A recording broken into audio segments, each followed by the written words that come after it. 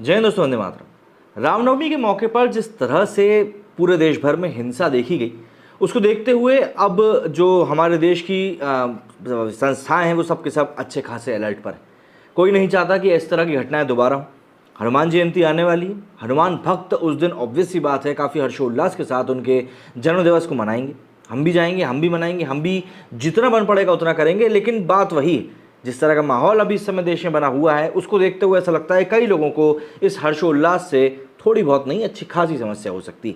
बात वही है, दूसरे वाला करे तो चमत्कार, हम करें तो हाहाकार। अब देश में डेमोक्रेसी है, लोगों को साथ में मिलकर रहना है, तो दो बातें मैं आपकी झेल रहा हूं तो दो बातें आपको मेरी भी झेलनी पड़ेंगी।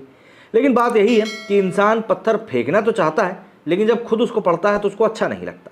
खैर, इस वीडियो में आगे बढ़ने से पहले यदि अभी तक आप लोगों ने टेलीग्राम पे मेरे चैनल को सब्सक्राइब नहीं किया है तो उसको सब्सक्राइब जरूर कर लें, जिससे कि मेरे सभी वीडियोस की अपडेट आपको सबसे पहले मिलती रहे।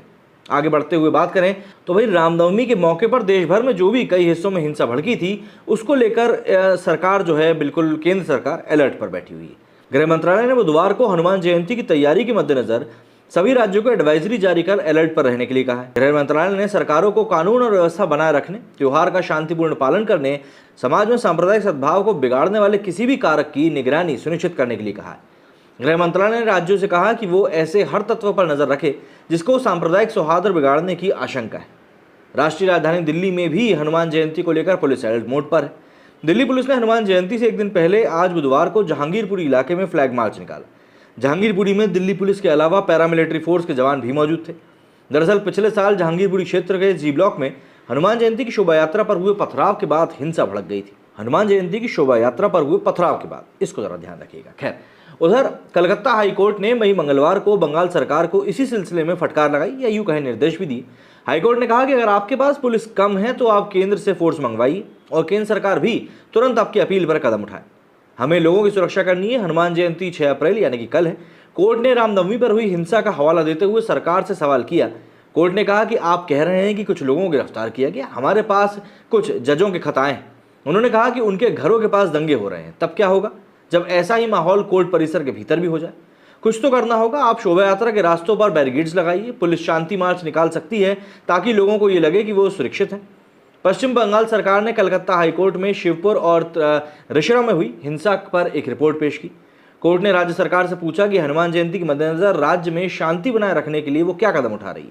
रामनवमी के मौके पर पश्चिम बंगाल, बिहार, महाराष्ट्र, गुजरात और कर्नाटक के कई इलाकों में हिंसा भड़क गई थी। बिहार और बंगाल में आगजनी और पत्थर फेंकने के बाद बमबारी भी हुई। आलम यह है कि अभी भी पश्चिम बंगाल और बिहार के इलाकों में हिंसा की आग रह रहकर भड़की रही।